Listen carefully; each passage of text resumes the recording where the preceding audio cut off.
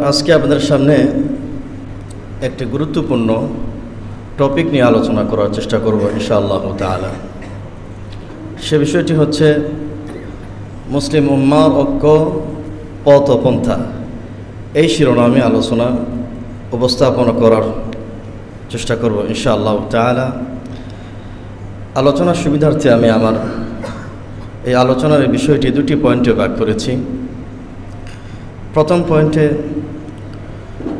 মুসলিম উম্মার মধ্যে অনৈক্যের কারণে যে ভয়াবহতা নিয়ে আসতে পারে সেই বিষয় নিয়ে আলোচনা। দ্বিতীয় পয়েন্টে মুসলিম উম্মার মধ্যে ঐক্য কীভাবে প্রতিষ্ঠিত হতে পারে। এই দুটি বিষয় নিয়ে আলোচনা করেই আমার আলোচনার ইতি টানব ইনশাআল্লাহ তাআলা। মুসলিম উম্মার পরস্পরের মধ্যে ভালোবাসা, ভ্রাতৃত্ব এবং মহব্বত শৃঙ্খলা বজায় রেখে যাতে চলতে পারেন সেই জন্য আল্লাহ রাব্বুল আলামিন কোরআনুল কারীমের মধ্যে বারবার তাগিদ করেছেন। এবং মুসলিম উম্মার মধ্যে ঐক্যবদ্ধ থাকা, পারস্পরিক ভালোবাসা বা পারস্পরিক মহব্বত সৃষ্টি করা, এটা মহান আল্লাহ সুবহানাহু ওয়া তাআলার প্রদত্ত একটি ফরজ বিধান। আল্লাহ প্রদত্ত কি বিধান বলুন আপনারা? একটি ফরজ বিধান।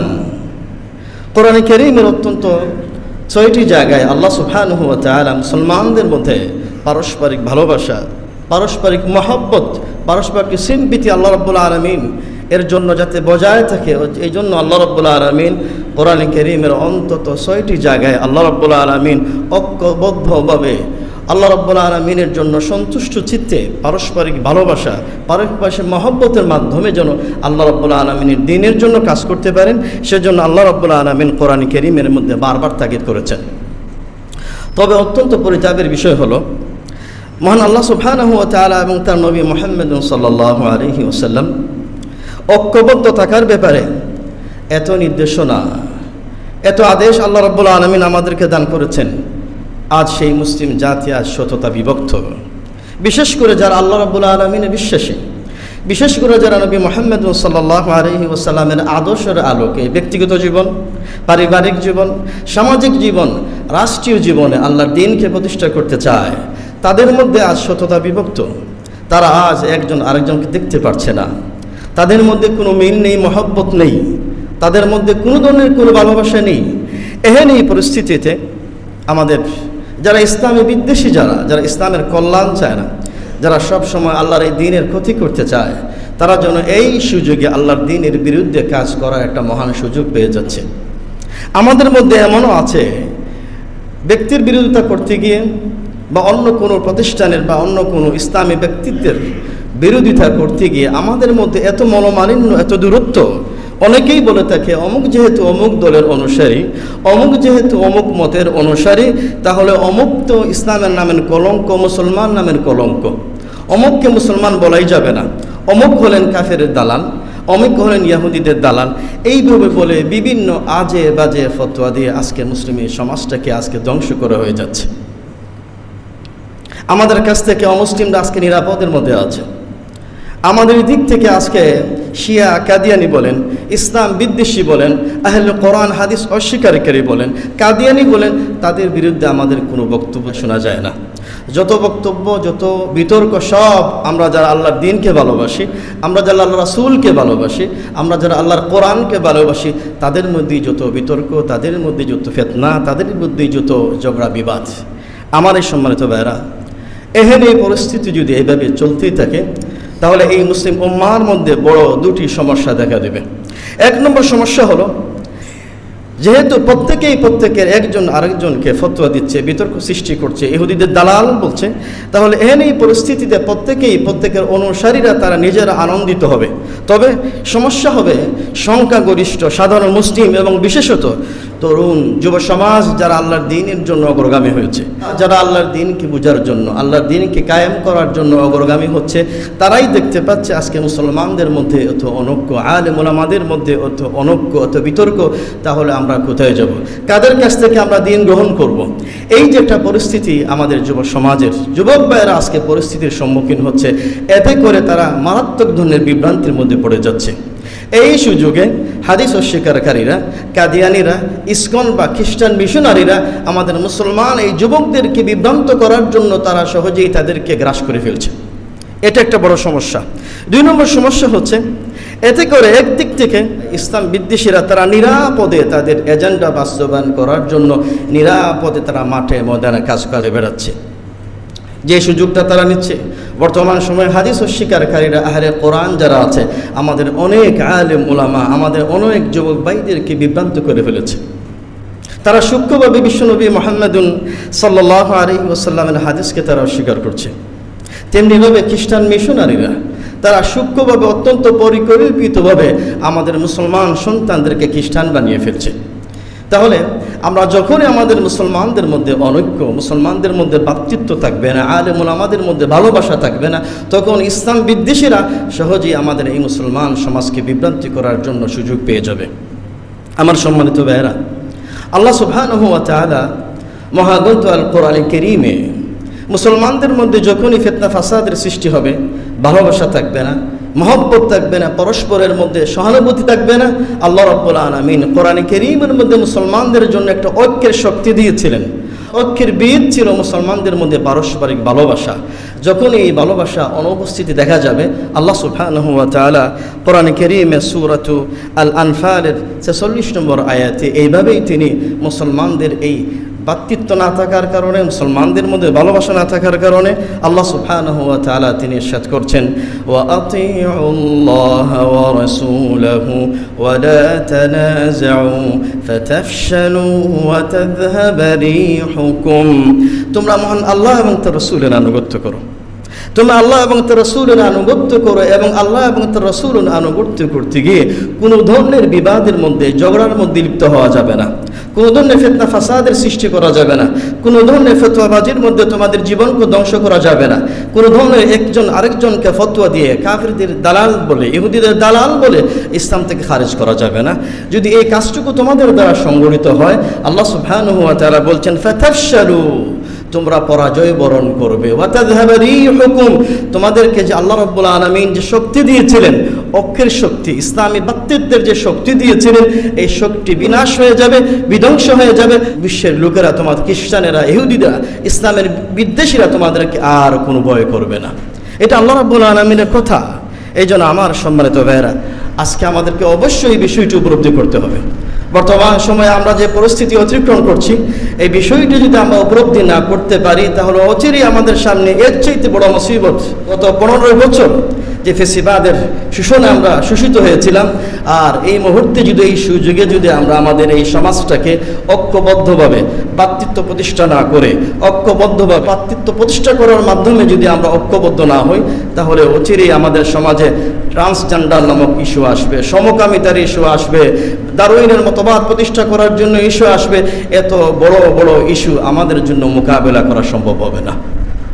এই বিষয়টি যত বেশি আমরা উপলব্ধি করতে পারবো, তত বেশি এক উম্মার জন্য কল্যাণকর হবে, এগুলো জাতির জন্য কল্যাণকর হবে।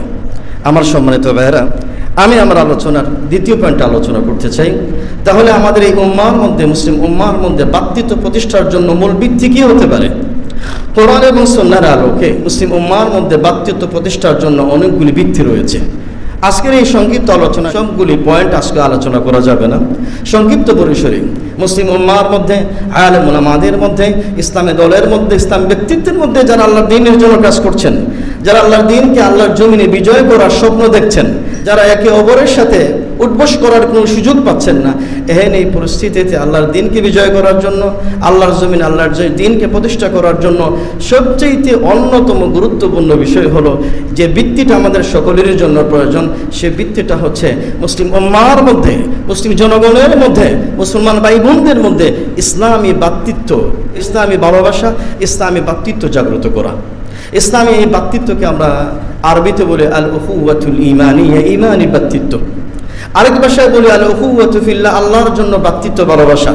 এই ভ্রাতৃত্ব ভালোবাসা আজকে আমাদের সমাজে অনুপস্থিত। এই ভ্রাতৃত্ব ভালোবাসা আজকে ইসলাম ব্যক্তিত্বের মধ্যে নেই বললেই চলে। এই ভ্রাতৃত্ব ভালোবাসা আজকে যারা আমরা দ্বীনের জন্য কাজ করি, এই ভ্রাতৃত্ব ভালোবাসা আল্লাহর দ্বীনের জন্য আমাদের মধ্যে নাই বললেই চলে। আমরা এই ভ্রাতৃত্বের যে মূলনীতি, যে মানদণ্ড রয়েছে, একজন আরেকজনকে কার জন্য ভালোবাসবে, একজনের সম্পর্ক আরেকজনের সাথে কিভাবে হবে, কিসের ভিত্তিতে হবে, যে মানদণ্ড আল্লাহ রাব্বুল আলামিন আমাদেরকে দিয়েছিলেন, সেই মানদণ্ডের কথা আমরা সকলেই ভুলে গিয়েছি। কোরআন কারীমের মধ্যে সূরাতুল হুজুরাতে আল্লাহ সুবহানাহু ওয়া তাআলা মুসলমানদের পারস্পরিক সম্পর্কের কথা অত্যন্ত চমৎকারভাবে আল্লাহ রাব্বুল আলামিন উল্লেখ করেছেন, ইন্নামাল মুমিনুনা ইখওয়া, নিশ্চয়ই মুমিনরা একজন আরেকজনের কি বলুন আপনারা, ভাই। আল্লাহ রাব্বুল আলামিন ভাই হিসেবে উল্লেখ করেছেন। এখানে আল্লাহ সুবহানাহু ওয়া তাআলা বলছেন ইন্নামাল মুমিনুনা, ইন্নামা হলো আদাতু হাসরিন, অর্থাৎ মুমিনরাই পরস্পরের ভাই হতে পারে, অন্য কেউ মুমিনের ভাই হতে পারে না। এখানে দুটি বিষয় ইমামুল কুরতুবী রাহিমাহুল্লাহ তার তাফসীরের মধ্যে, এই আয়াতের তাফসীরের মধ্যে উল্লেখ করতে গিয়ে বলেন, আই ফিদ্দীনি ওয়াল হুরমাতি লা ফিন নাসাবি, দ্বীনের ক্ষেত্রে একজন আরেকজনের জন্য ভালোবাসবে, কার জন্য? আল্লাহর দ্বীনের জন্য ভালোবাসবে। এবং এই ভালোবাসাটা লা ফিন নাসাবি, তার বংশে কোনো ব্যক্তিত্ব নেই, এর মধ্যে ভালোবাসা শুধুমাত্র কার জন্য? আল্লাহর জন্য। তারপরে তিনি বলছেন উখুওয়াতিদ দ্বীন আসবাতু মিন উখুওয়াতিন নাসাবি, দ্বীনের জন্য যে ভ্রাতৃত্ব আছে, আল্লাহর জন্য যে ভ্রাতৃত্ব আছে, বংশের ভ্রাতৃত্বের চেয়ে আল্লাহর কাছে এই ভ্রাতৃত্বটা বেশি গুরুত্বপূর্ণ। তারপরে তিনি বলছেন ফাইন্না উখুওয়াতান নাসাবি তানকাতিউ বিমুখালাফাতিদ দ্বীনি, কারণ বংশগত যে ভ্রাতৃত্ব, আমার যে ভাই আছে, আমার যে বোন আছে, দ্বীনের ব্যতিক্রম হওয়ার কারণে আমি যদি মুসলমান হই আর আমার ভাই যদি হিন্দু হয়, আপনারাই বলেন এই ভ্রাতৃত্ব কি প্রতিষ্ঠিত হবে কি হবে না? হবে না। দ্বীনের বিচ্ছিন্নতার কারণে, ইসলামের এই দ্বীনের বিচ্ছিন্নতার কারণে এই ভ্রাতৃত্ববোধ প্রতিষ্ঠিত থাকে না। কিন্তু আল্লাহ রাব্বুল আলামিন বললেন ইন্নামাল মুমিনুনা ইখওয়া ওয়া উখুওয়াতুদ দ্বীন লা তানকাতিউ বিমুখালাফাতিন নাসাবি। ইমামুল কুরতুবী রাহিমাহুল্লাহ বলছেন বংশের বিচ্ছিন্নতার কারণে, ভিন্নতার কারণে দ্বীনের যে ভ্রাতৃত্ব আছে, এই দ্বীনের ভ্রাতৃত্ব বিনষ্ট হয়ে যায় না। এতই গুরুত্বপূর্ণ একটি ভ্রাতৃত্ব। এই ভ্রাতৃত্বের ব্যাপারে বিশ্বনবী মুহাম্মদ সাল্লাল্লাহু আলাইহি ওয়াসাল্লাম আমাদের এই ভ্রাতৃত্বের মানদণ্ড কেমন হবে, যে হাদিসটি ইমামুল বুখারী রাহিমাহুল্লাহ তার সহিহের মধ্যে উল্লেখ করেছেন। আল্লাহ রাসূল সাল্লাল্লাহু আলাইহি ওয়াসাল্লাম তিনি বলছেন ইন আহাব্বাল আমালি ইলাল্লাহি আযজা ওয়া জাল আল হুব্বু ফিল্লাহি ওয়াল বুগদু ফিল্লাহ। আল্লাহ রাব্বুল আলামিনের কাছে সবচেয়ে প্রিয় আমলটা হচ্ছে মন আল্লাহর জন্য ভালোবাসা, মন আল্লাহর জন্য শত্রুতা করা। এটাই হলো দ্বীনি ভ্রাতৃত্ব, এটাই হলো দ্বীনি মহব্বত, ভালোবাসা।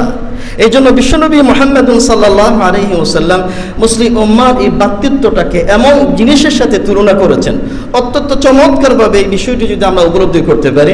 বিশ্বনবী মুহাম্মদ সাল্লাল্লাহু আলাইহি ওয়াসাল্লাম মুসলিম উম্মাহর পারস্পরিক ভ্রাতৃত্ব ভালোবাসা কেমন হবে, তার তুলনা কেমন হবে, যে হাদিসটি ইমামুল বুখারী রাহিমাহুল্লাহ বর্ণনা করেছেন। আল্লাহ রাসূল সাল্লাল্লাহু আলাইহি ওয়াসাল্লাম তিনি বলছেন আল মুমিনু কাল বুনিয়ান ইয়াশুদ্দু বা'দুহু বা'দা, একজন মুমিন আরেক মুমিনের সাথে সম্পর্ক হলো একটা বিল্ডিং এর ন্যায়, একটা প্রাচীরের ন্যায়, একটা বিরাট দালান কোঠার ন্যায়, একটা বিরাট বিল্ডিং এর ন্যায়। একটা বিল্ডিং কিভাবে তৈরি হয়? একটা বিল্ডিং তৈরি করার জন্য ইটের প্রয়োজন হয়, সিমেন্টের প্রয়োজন হয়। একটা বিল্ডিং তৈরি করার জন্য শ্রমজীবী মানুষের প্রয়োজন হয়, টাকা পয়সার প্রয়োজন হয়। একটা বিল্ডিং তৈরি করতে হলে ইট এবং সিমেন্টের সম্পৃক্ততার কারণে যে বিশাল একটা নির্মাণ, বিশাল একটা বিল্ডিং তৈরি হয়, একটা প্রাচীর তৈরি হয়।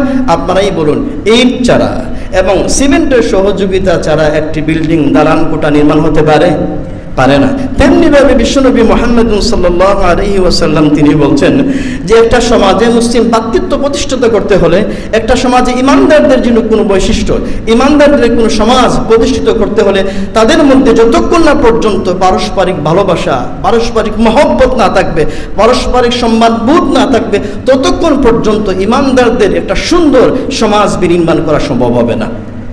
এটাই রাসূলুল্লাহ সাল্লাল্লাহু আলাইহি ওয়াসাল্লাম আমাদের বোঝাতে চেয়েছিলেন।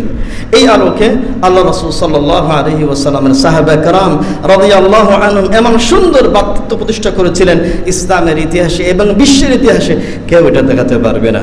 এই জন্য আল্লাহ রাব্বুল আলামিন কোরআনুল কারীমের মধ্যে সাহাবা کرام রাদিয়াল্লাহু আনহুমের প্রশংসা করেছিলেন, রুহামাউ বাইনাহুম, তারা ছিলেন একে অপরের প্রতি ছিলেন বন্ধু প্রতিম ছিলেন, একজন আরেকজনকে ভালোবাসতেন মহান আল্লাহর জন্য, একজন আরেকজনের সাথে উঠবস করতেন মহান আল্লাহর জন্য, একজন আরেকজনের সাথে লেনদেন করতেন মহান আল্লাহ রাব্বুল আলামিনের জন্য।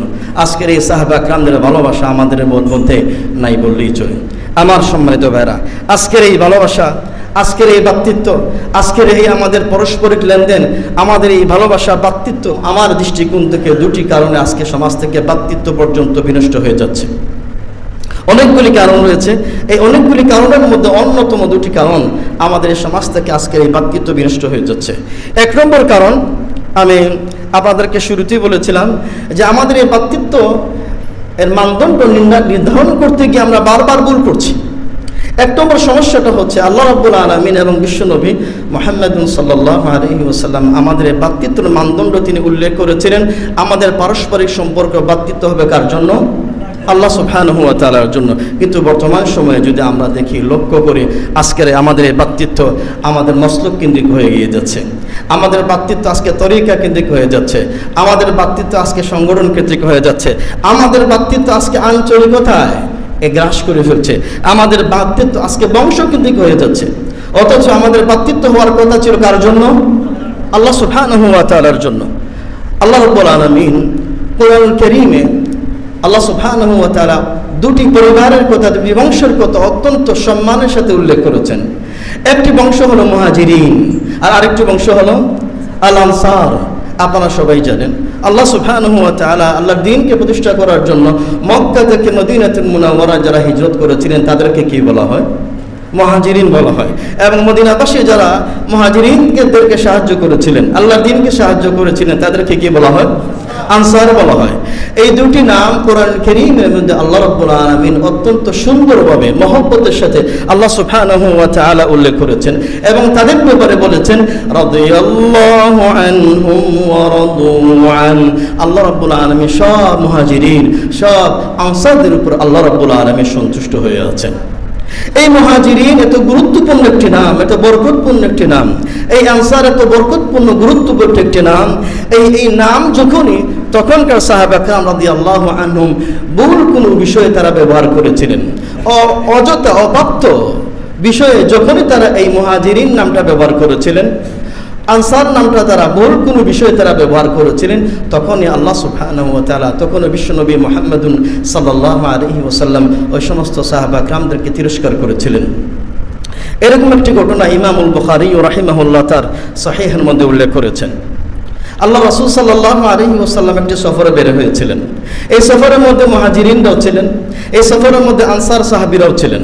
এক পর্যায়ে দুইজন, একজন সাহাবী মুহাজির আর একজন সাহাবী আনসারি সাহাবী, এই দুই সাহাবীর মধ্যে এক পর্যায়ে ঝগড়াঝাটি লেগে গেল।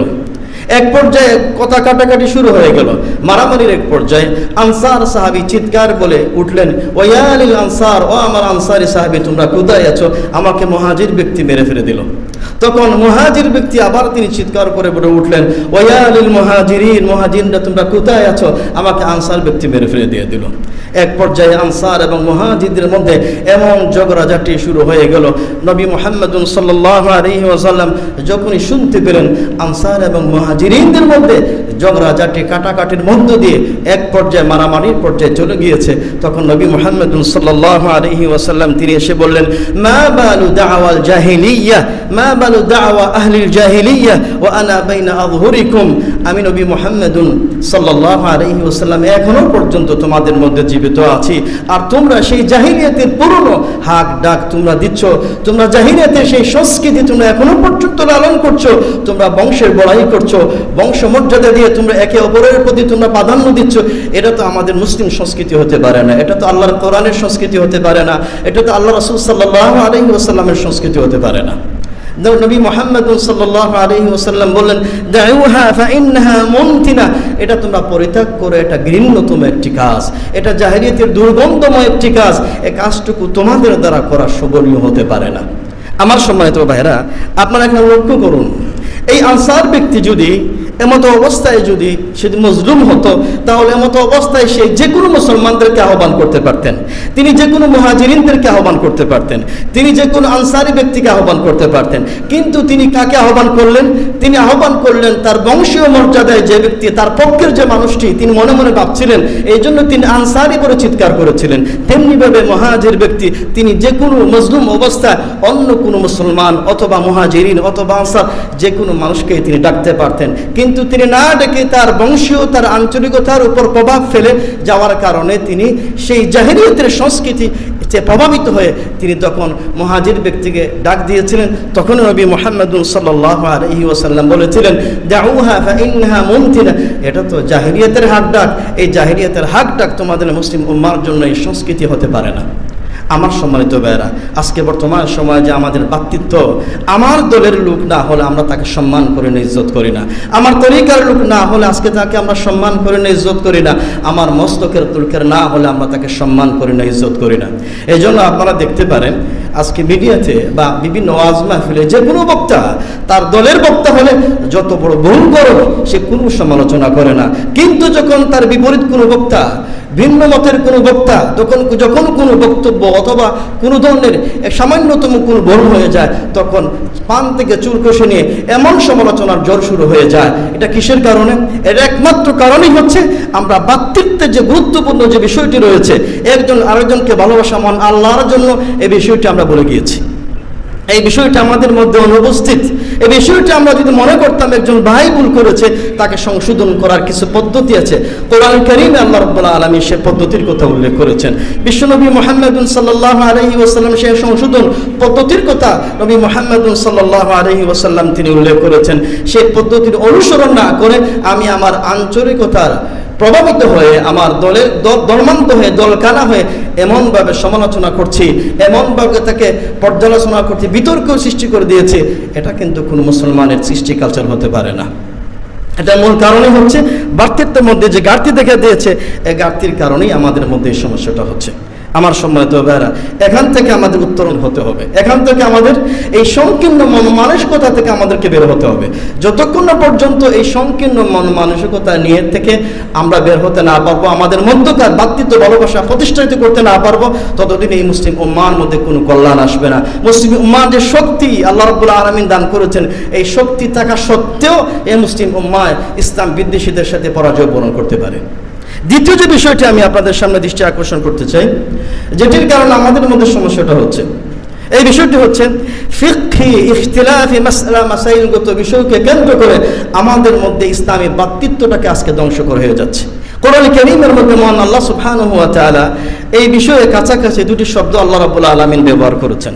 একটি শব্দ হচ্ছে আল ইফতিরাক, যেমন সূরা আলে ইমরানের মধ্যে আল্লাহ রাব্বুল আলামিন বললেন ওয়াতাসিমু বিহাবলিল্লাহি জামিআন ওয়ালা তাফাররাকু, তোমরা বিচ্ছিন্ন হয়ে আল্লাহর দ্বীনকে প্রতিষ্ঠা করার ক্ষেত্রে।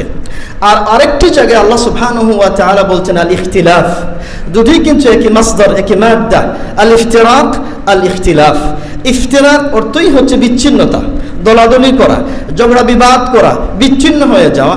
আর ইখতিলাফ অর্থ হচ্ছে মতভেদ করা। ইখতিলাফ অর্থ হচ্ছে মতভেদ করা। ইসলাম কিন্তু ইখতিলাফকে জায়েজ করেছে, কিন্তু ইফতিরাককে হারাম ঘোষণা করেছে। যেহেতু আল্লাহ সুবহানাহু ওয়া তাআলা তিনি বলছেন ওয়াতাসিমু বিহাবলিল্লাহ, আল্লাহর দ্বীনকে প্রতিষ্ঠিত করার জন্য আল্লাহর রজ্জুকে আঁকড়ে ধরো, এক্ষেত্রে বিচ্ছিন্ন হওয়া যাবে না, ইফতিরাক করা যাবে না, দলাদলি করা যাবে না। কিন্তু ইখতিলাফ হলো, আমার ঘরের মধ্যে উদাহরণ দিলে বিষয়টা আপনারা সহজেই বুঝতে পারবেন। পৃথিবীতে এমন কোনো পরিবার নেই, এমন কোনো ব্যক্তি নেই, বন্ধু নেই, কিয়ামত পর্যন্ত ইখতিলাফ চলতেই থাকবে। যেমন আপনার পরিবারের মধ্যে আপনি রুটি ভালোবাসেন, আপনার পরিবারের আরেক সদস্য সে ভাত খেতে ভালোবাসে, আপনার পরিবারের আরেক সদস্য সবজি খেতে ভালোবাসে। আপনার প্রত্যেকটি বিষয়ের সাথে, এমনকি আপনার স্ত্রীর সাথে, আপনার সন্তানের সাথে, আপনার পিতামাতার সাথেও বিভিন্ন বিষয়ে কি বলেন মতভেদ হয় কি হয় না? সব ক্ষেত্রেই কিন্তু মতভেদ হয়। কিন্তু এই মতভেদের কারণে আপনারা কি শুনেছেন কোনোদিন একটি পরিবার ধ্বংস হয়ে গিয়েছে? কোনোদিন এই মতভেদের কারণে স্ত্রী সে গোশত খেতে ভালোবাসে, অথচ স্বামী সে মুরগির গোশত খেতে ভালোবাসে। এই যে মতভিন্নতা, এই যে ইখতিলাফ, এই ইখতিলাফের কারণে স্বামী স্ত্রীর মধ্যে তার সংসার ভেঙে গিয়েছে, এরকম কোনো সংবাদ আপনারা শুনেছেন কিনা? না। এই ইখতিলাফ সাহাবা کرام রাদিয়াল্লাহু আনহুম, বিশেষ করে ফিকহি মাসআলা মাসাইলের ক্ষেত্রে সাহাবা کرام রাদিয়াল্লাহু আনহুম তারা ইখতিলাফ করেছেন, মতভেদ হয়েছে। আয়েশা রাদিয়াল্লাহু আনহা তিনি একটি বক্তব্য দিয়েছেন, ওমর বিন খাত্তাব রাদিয়াল্লাহু আনহু তিনি আরেকটা বক্তব্য দিয়েছেন। অন্যান্য সাহাবা کرام ইখতিলাফ করেছেন, তাবিঈন ইখতিলাফ করেছেন। এই জন্য তো ইসলামের মধ্যে চারটি গুরুত্বপূর্ণ মাযহাবের আবিষ্কার হয়েছে। ইমাম আবু হানিফা রাহিমাহুল্লাহ, ইমাম মালিক, ইমাম শাফিঈ, ইমাম আহমদ বিন হাম্বল রাহমাতুল্লাহ আলাইহিম। এটাই তো ইসলামের সৌন্দর্য। ইখতিলাফ আছে, ইখতিলাফ থাকবে এবং এটাই চলতেই থাকবে। কিন্তু কোন একটি হাদিস পাওয়া যাবে না, কোন একটি ইতিহাস পাওয়া যাবে না যে ইখতিলাফের কারণে, ফিকহি মাসআলা মাসাইলগত সমস্যার কারণে একজন আরেকজনকে কাফির বলেছেন, একজন আরেকজনকে ইহুদিদের দালাল বলেছেন, একজন আরেকজনের বিরুদ্ধে কাফের ফতোয়া দিয়েছেন, একজন আরেকজনের বিরুদ্ধে আন্দোলন করেছেন। একটি হাদিস, একটি ইতিহাস পাওয়া যাবে না। কি বলে পাওয়া যাবে না? এটা পাওয়া যাবে না।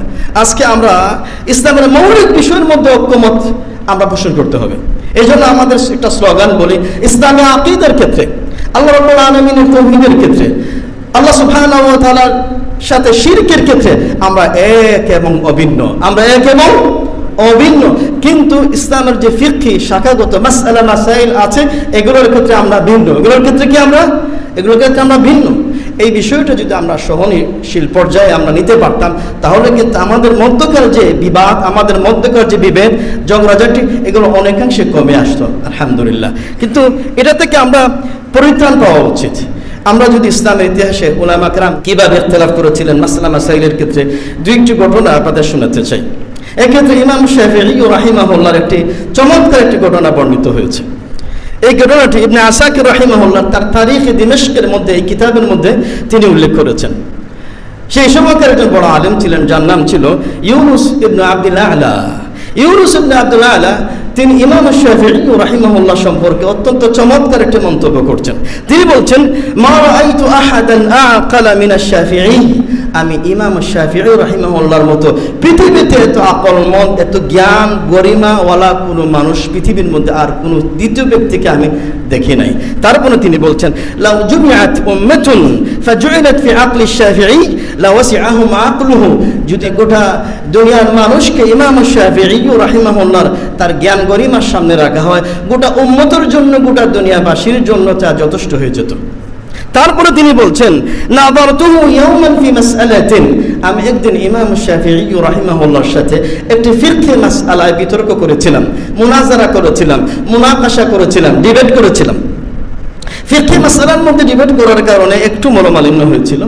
তারপরে তিনি বললেন, ইফতারাক না, আমরা একজন আরেকজন থেকে বিচ্ছিন্ন হয়ে বাড়িতে চলে গেলাম।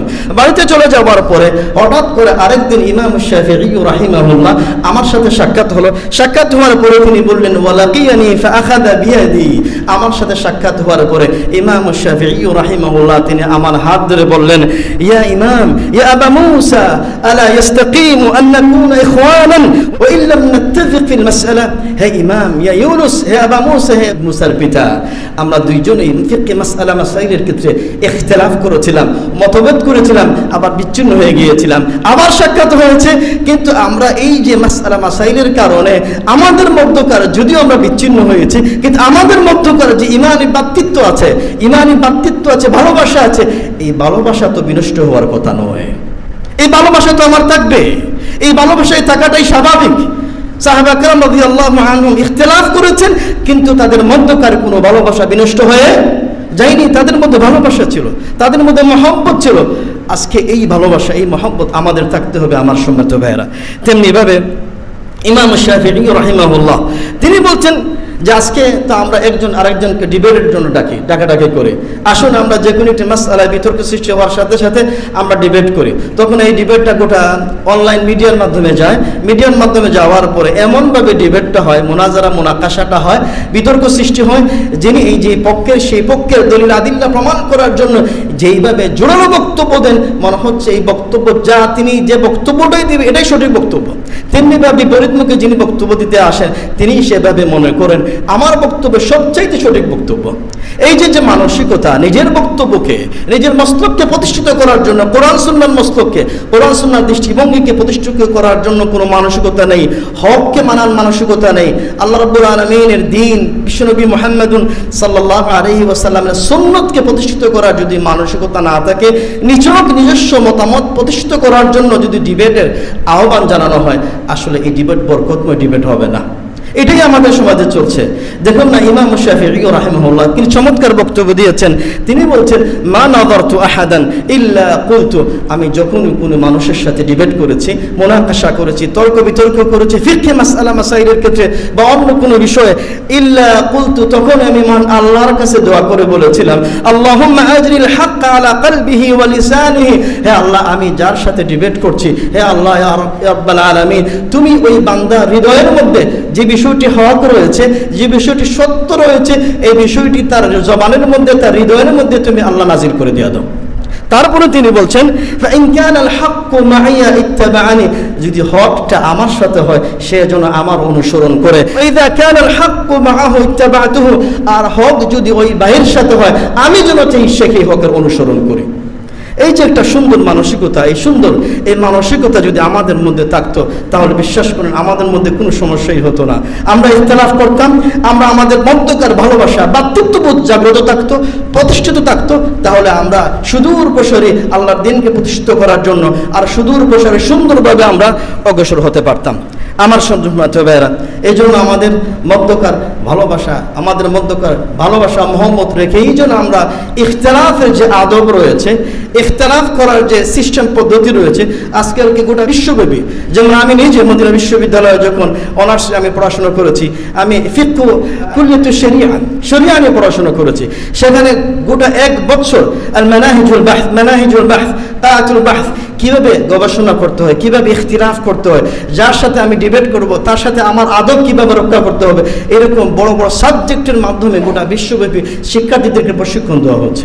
এই প্রশিক্ষণটা আমাদের সমাজে খুবই বেশি প্রয়োজন। তা না হলে কিন্তু ছোট্ট ছোট্ট বিষয় নিয়ে এমনভাবে ইখতিলাফের মধ্যে জড়িয়ে যাব, ইখতিলাফ এই ছোট্ট বিষয়গুলোকে বড় বিষয়ে ধারণ করে আমাদের মধ্যকার যে ভ্রাতৃত্ব আছে, ভালোবাসা আছে, এই ভ্রাতৃত্ব ভালোবাসা বিনষ্ট হয়ে যাবে। আমার সময় তো ভাইরা, আমি আমার আলোচনার শেষ পর্যায়ে চলে এসেছি। তাহলে এই অবস্থা থেকে আমাদের পরিত্রাণের পাওয়ার একটি উপায় বলে আমাদের আলোচনা শেষ করব ইনশাআল্লাহ তাআলা। এই পরিস্থিতি থেকে আমাদের সমাজকে বাঁচাতে হবে, আমাদের এই আলেম সমাজদেরকে বাঁচাতে হবে, আমাদের আজকে এই যুব সমাজদেরকে আমাদেরকে বাঁচাতে হবে। এই যুব সমাজ আজকে আহলে কোরআন হাদিস অস্বীকারী যারা রয়েছেন, তারা কিন্তু আজকে এই হাদিস অস্বীকারীরা আমাদের যুব সমাজকে আজকে বিভ্রান্তির পথে নিয়ে যাচ্ছে। কাদিয়ানি সদস্যরা আজকে আমাদের যুব সমাজকে কাদিয়ানি বানিয়ে ফেলছে, শিয়ার আজকে আমাদের যুব সমাজকে শিয়া বানিয়ে ফেলছে, খ্রিস্টান মিশনারি আজকে আমাদের পরিবারকে খ্রিস্টান বানিয়ে ফেলছে। এই পরিস্থিতিতে যদি আমরা এই বিষয়টি উপলব্ধি করতে না পারি এবং এই বিষয়টি উড়িয়ে দেওয়া যাবে না, এটাও আসতে পারে একটা সময়ে যে আমাদের সময়ে অতি শীঘ্রই যে ট্রান্সজেন্ডার নামক যে ইস্যুটা রয়েছে, সমকামিতার ইস্যু রয়েছে, দারুইনের যে মতবাদ রয়েছে, সহশিক্ষা রয়েছে, এরকম ইসলামী বিদ্বেষী, কোরআন সুন্নাহ বিদ্বেষী মারাত্মক ইস্যু কিন্তু আমাদের সমাজে আসতে পারে। এই পরিস্থিতিতে যদি আমরা এই বিষয়টি উপলব্ধি করতে না পারি, আমাদের মধ্যে পারস্পরিক ভ্রাতৃত্ব ভালোবাসা যদি আমরা প্রতিষ্ঠিত করতে না পারি, তাহলে কিন্তু আমাদের সামনে আরো বড় মুসিবত আমাদের সামনে আসতেছে। এই জন্য যে বিষয়টি আপনাদের আহ্বান জানিয়ে আজকের এই বক্তব্য শেষ করছি, আমাদের প্রত্যেকটি ক্ষেত্রে, দাওয়াতের ক্ষেত্রে ইসলামের মৌলিক বিষয়ের মধ্যে যেন আমরা যে বিষয়গুলির মধ্যে আমরা ঐক্যমত পোষণ করে আসছি, তাওহীদের বিষয়ে কেউ কোনো দ্বিমত পোষণ করে না, শিরকের বিষয়ে কেউ কোনো দ্বিমত পোষণ করে না, বেদাতের বিষয়ে কেউ কোনো দ্বিমত পোষণ করছেন না, হালাল হারামের বিষয়ে কেউ কোনো দ্বিমত পোষণ করছেন না, পর্দার বিষয়ে কেউ কোনো দ্বিমত পোষণ করছেন না, শিয়াদের বিষয়ে, কাদিয়ানীদের বিষয়ে, আহলে কোরআনদের বিষয়ে, খ্রিস্টান মিশনারি সম্পর্কে, ইসকন সম্পর্কে কেউ কোনো দ্বিমত পোষণ করছেন না। কিন্তু আজকে বর্তমান সময়ে আমাদের কতটা ইসলামী দলের এই সমস্ত ভ্রান্ত মতবাদ, এই সমস্ত ফিরকাবাদীর বিরুদ্ধে কতজনের কতটুকু পরিকল্পনা আছে, কর্মসূচি আছে, এই বিষয়টি চিন্তার প্রয়োজন। এই জন্য আমাদেরকে হাজী শরীয়তুল্লাহ, যিনি 1818 সালে, সেই সময়কার ব্রিটিশের সময়কালে, ব্রিটিশ বিরোধী সেই সময়কার 1818 সালে হাজী শরীয়তুল্লাহ তিনি ফারাইজি আন্দোলন নামে একটি আন্দোলন করেছিলেন। ফরজ অর্থ ফরজ, আর ফরজের বহু বচন হচ্ছে ফারাইজি আন্দোলন, মানে ফরজ বাঁচাও আন্দোলন। আজকে আমাদের সমাজে লক্ষ লক্ষ মুসলমান রয়েছে, কোটি কোটি মুসলমান, কিন্তু লক্ষ লক্ষ মুসলমান আজকে শিরকের মধ্যে নিমজ্জিত, লক্ষ লক্ষ কোটি কোটি মুসলমান আজকে সুদের সাথে সম্পৃক্ত, কোটি কোটি মুসলমান আজকে ইসলামী রাজনীতি অর্থনীতি বিশ্বাস করে না, কোটি কোটি মুসলমান আজকে বিশ্বনবী মুহাম্মদুন সাল্লাল্লাহু আলাইহি ওয়াসাল্লামের আদর্শকে অস্বীকার করছে, কোটি কোটি মুসলমান আজকে আল্লাহর কোরআন দিয়ে দেশ সমাজ পরিচালিত হবে এই বিষয়টুকু বিশ্বাস করতে পারছে না।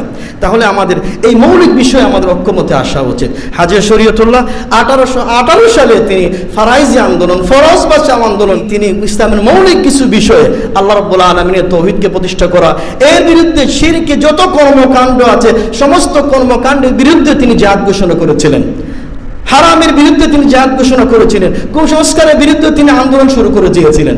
এই জন্য আমার সম্মানিত ভাইরা, আজকে যদি এই জাতিকে বাঁচাতে হয়, আজকে যদি আমাদের এই জাতিকে জাহান্নাম থেকে বাঁচাতে হয়, ধ্বংসাত্মক কাজ থেকে বাঁচাতে হয়, তাহলে অবশ্যই আমাদের মধ্যকার ইসলামী ভ্রাতৃত্ববোধ আমাদের জাগ্রত করা উচিত। এবং যে সমস্ত বিষয়ে আমরা ঐক্যমত পোষণ করেছি, যেমন নবী মুহাম্মদ সাল্লাল্লাহু আলাইহি ওয়াসাল্লাম মুআয ইবনে জাবাল রাদিয়াল্লাহু আনহুকে যখন ইয়ামানে প্রেরণ করেছিলেন দাওয়াতের উদ্দেশ্যে, নবী মুহাম্মদ সাল্লাল্লাহু আলাইহি ওয়াসাল্লাম তিনি বললেন, ইয়া মুআয ইন্নাকা তা'তি কওমান মিন আহলিল কিতাব, তুমি ইয়ামানে যাচ্ছ, সর্বপ্রথম আহলে কিতাবদের সাথে তোমার সাক্ষাৎ হবে এবং সর্বপ্রথম তোমার দাওয়াতের কর্মসূচি, দাওয়াতের পরিকল্পনা সর্বপ্রথম যা দিয়ে তুমি শুরুই করবে, ফালিয়াকুন আউওয়ালা মা তাদউহুম শাহাদাতু আল্লা ইলাহা ইল্লাল্লাহ। সর্বপ্রথম তুমি তাওহীদের দাওয়াত দিবে, সর্বপ্রথম আল্লাহ রাব্বুল আলামিনের সার্বভৌমত্বের কথা বলবে, সর্বপ্রথম বিশ্বনবী মুহাম্মদ সাল্লাল্লাহু আলাইহি ওয়াসাল্লামের রিসালাতের কথা বলবে। তারপরে ফাইনহুম আতাউ লিযালিক, তারা যদি আল্লাহ রাব্বুল আলামিনের তাওহীদের বিষয়ে ক্লিয়ার ধারণা পোষণ করে থাকে, রিসালাত সম্পর্কে ক্লিয়ার ধারণা পোষণ করে, তারপরে তুমি সালাতের দাওয়াত দিবে, তারপরে তুমি যাকাতের দাওয়াত দিবে, তারপরে তুমি সিয়ামের দাওয়াত দিবে, হজের দাওয়াত দিবে। আজকে আমরা ইসলামের যে মৌলিক বিষয়টিকে বাদ দিয়ে আমরা অন্যান্য ইসলামের শাখা প্রশাখা নিয়ে এমনভাবে জড়িয়ে পড়ছি, অথচ একজন মানুষ যদি ইসলামের শাখা প্রশাখা সঠিক মতো আদায় করে আর তার মধ্যে যদি শিরক থাকে, বেদাত থাকে, আপনারাই বলেন এই সমস্ত ইবাদত বন্দেগী আল্লাহর দরবারে কবুল হবে কিনা? একটাও কবুল হবে না। এই জন্য এই বিষয়টুকুকে আমরা যদি গুরুত্ব দিই, আসুন আমরা মহান আল্লাহ সুবহানাহু ওয়া তাআলার কাছে দোয়া করি যে মুসলিম উম্মাহর মধ্যে যে ঐক্যের প্রয়োজন, ভালোবাসার প্রয়োজন, আল্লাহ সুবহানাহু ওয়া তাআলা যেন আমাদের আলেম ওলামাদের মধ্যে, ইসলামের দলগুলোর মধ্যে আল্লাহ রাব্বুল আলামিন ভ্রাতৃত্ব বন্ধনে আবদ্ধ করেন। আমরা সবাই বলি আমিন। আমাদের মধ্যকার হিংসা বিদ্বেষ এবং ছোট ছোট বিষয়গুলো থেকে যেন আমরা উত্তরণ হতে পারি, আমরা যে সংকীর্ণতা থেকে বের হয়ে আসতে পারি, সেই তৌফিকটুকু মহান আল্লাহ সুবহানাহু ওয়া তাআলা আমাদের সবাইকে দান করেন। ওয়া মা তাওফীকি ইল্লা বিল্লাহ। আসসালামু আলাইকুম ওয়া রাহমাতুল্লাহি ওয়া বারাকাতুহু। হাইয়া আলাল ফালাহ।